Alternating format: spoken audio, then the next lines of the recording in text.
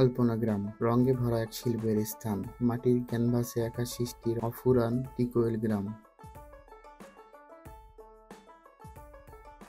আজ আমরা এসেছি চাঁপাইনবাবগঞ্জ জেলার নাচোল উপজেলার একটি ছোট্ট গ্রাম টিকোইল, যা তার আলপনা শিল্পের জন্য ব্যাপক পরিচিতি লাভ করেছে।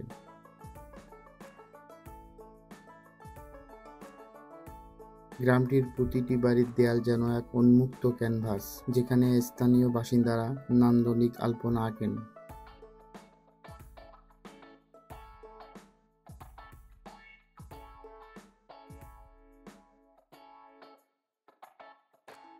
আলপনা আঁকার ঐতিহ্য দীর্ঘকাল ধরে চলে আসছে টিকোয়েল গ্রামে এবং এটি মূলত গ্রামের গৃহিণী ও মহিলাদের দ্বারা করা হয়। শতাব্দীর প্রতীকের পরিক্রমায় এই শিল্প বংশ পরম্পরায় স্থানীয় মানুষের জীবনে অংশ হয়ে উঠেছে।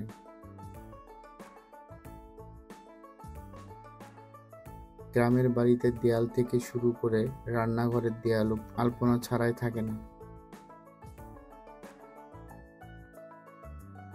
টিকোয়েল গ্রামে আলপনা আঁকার জন্য ব্যবহৃত হয় এক বিশেষ প্রাকৃতিক মিশ্রণ, যা সম্পূর্ণ মাটির তৈরি এবং ঐতিহ্যবাহী রঙের সংমিশ্রণ থেকে উৎপন্ন। প্রাচীনকালেও এই শিল্পের জন্য ব্যবহৃত হতো খড়িমাটি, যাকে বলে চক, গিরিমাটি, রং এবং তারবিন তেল, কিন্তু সেই আলপনাগুলোর স্থায়িত্ব কম ছিল।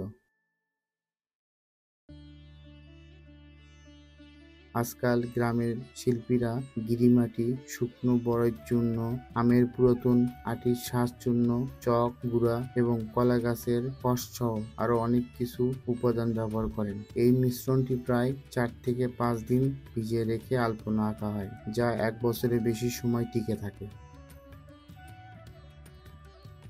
স্থানীয়রা বিশ্বাস করেন যে এই আলপনার মাধ্যমে বাড়িতে পবিত্রতা এবং সুখ সমৃদ্ধি আসে। আলপনা একটি শুভ প্রতীক হিসেবে গণ্য করা হয়, যা পরিবার ও সমাজের মধ্যে ভালোবাসা ও শান্তি নিয়ে আসে।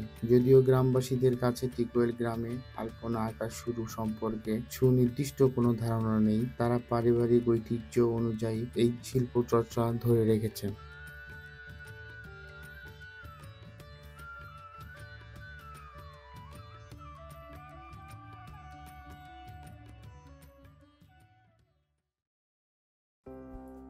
নমস্কার, আমার নাম দেখুন বর্মন। আমি 40-45 বছর থেকে আলপনা করি। তখন তো কোনো আলপনা ছিল না, মাটির বাড়ি, মাটি দিয়ে সব লেপে দিত। এটা আমার শখের বশত করা। তখন তো কোনো রং ছিল না, তখন মাটি দিয়ে করতাম, লাল মাটি, সাদা মাটি, হলুদ মাটি, কি দিয়ে ভালো লাগবে, কি রং পেতাম, খালি এটাই। তখন তো আর এই কিনা রং না, তখন ওই নাইটের ব্যাটারি একটা কালো রং হতো, আলু চাল ভেজাতাম, সেটা এই পাঠাতে বেটে নিয়ে ওটা একটা সাদা রং হতো। মানে কিভাবে কি করতাম, খালি এইভাবে আমার এটা একটা ছিল নেশা। তখন থেকে আমি এই মাটি দিয়ে করে, তখন এখন তো মাটি ভালো পাওয়া যাচ্ছে না, এখন সার মাটি দিচ্ছে জমিতে। এখন গুঁড়া রং কিনে এনে বাড়িতে কালার করে আলপনা করা হয়। কিছু বললো তাহলে ভালো লাগবে, আমি নিজেই একলাই।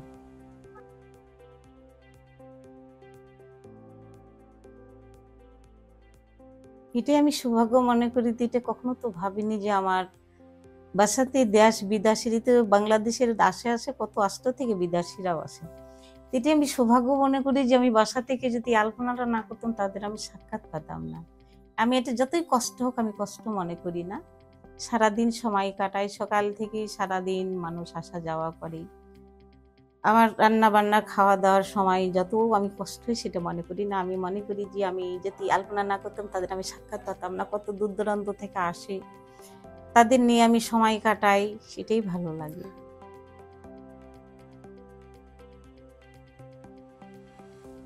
আগে আমার প্রথম হয়েছিল, পেপার হয়েছিল। পেপার থেকেই তখন চ্যানেল থেকে বাজার কোম্পানিরা আসলো, ইত্যাদিরা আসলো, দিয়ে অনেকে এখন আসে, গানের শুটিংয়ে আসে, এমনি মিষ্টি শুটিংয়ে আসে, ইয়াতে আসে, সবটাই এখন শুটিংয়ে আসে। তো এলে তখন দেখা যায়, আর এই তো চ্যানেলের সব কিছু টিভিতে দেখা যায়, এই দেখে জানছি যে আমার গোটা দেশের মানুষ আসে, অন্য রাষ্ট্র থেকেই আমার সবাই দেখে।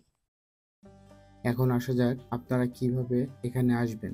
ঢাকা থেকে চাঁপাইনবাবগঞ্জের দূরত্ব 286 কিলোমিটার এবং চাঁপাইনবাবগঞ্জ সদর থেকে ইকোয়েল গ্রাম 28 কিলোমিটার দূরে। ঢাকার কল্যাণপুর ও গাবতলী বাস টার্মিনাল থেকে নিয়মিত হানিফ এন্টারপ্রাইজ, একতা এন্টারপ্রাইজ, ন্যাশনাল এন্টারপ্রাইজ ও আরও অনেক বাস চাঁপাইনবাবগঞ্জে চলে।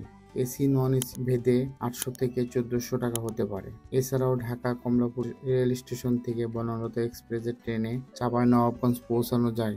ট্রেনের ভাড়া 500 থেকে 1200 টাকা পর্যন্ত হতে পারে। চাঁপাইনবাবগঞ্জ জেলা সদর থেকে সিএনজি ভাড়া করে সহজে আলপনা গ্রামে পৌঁছানো যায়।